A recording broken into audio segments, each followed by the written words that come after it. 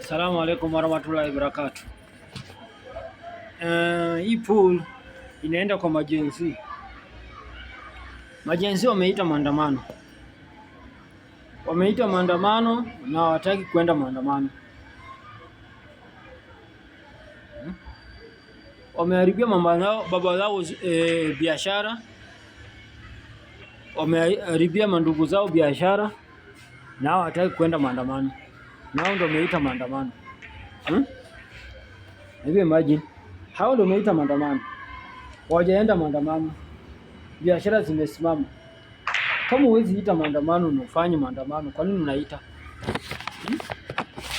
Kwa nini unaita maandamano na uendi? Sio na ujinga. Unaita maandamano na uendi.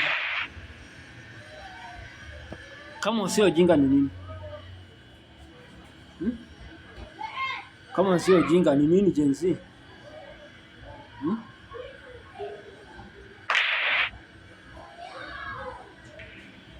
Umeita maandamano umekataa kwenda. Hakuna maandamano yote umefanya.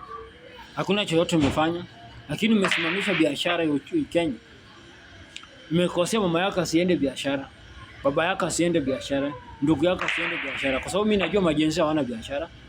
Majenzi biashara wako nayo ni social media. Wabet, watukane watu, wakoni watu, hiyo ndio biashara wako nayo. Hakuna biashara nyingine wako nayo.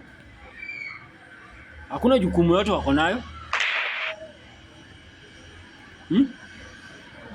Mtu ana bibi, hasara gani wako nayo?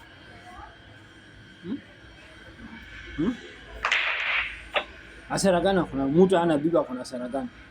Wewe umesema mtu ako na bibi, mtu ana bibi wako na hasara. Asubuhi anaamka anaenda kutafutia nani? Na ana mtu hana jukumu yote. Asubuhi unagani anaamka anaenda kutafutia nani? Na hana jukumu yote. Analala kwa nyumba ya mama yake. Analipiwa rent na mama yake au na baba yake. Mtu kama huyo unagani siku gani atakuwa machua? Siku gani atafikiria nchi inapoteza vitu siku gani?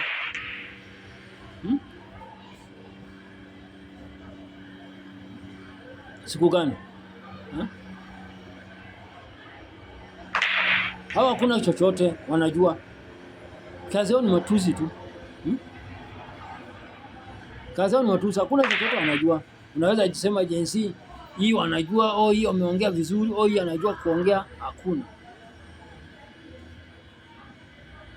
Ni burukenge tu ya watu. Hakuna chochote Gen Z wanajua, chochote Gen Z ambao wanaweza ongea. Hakuna.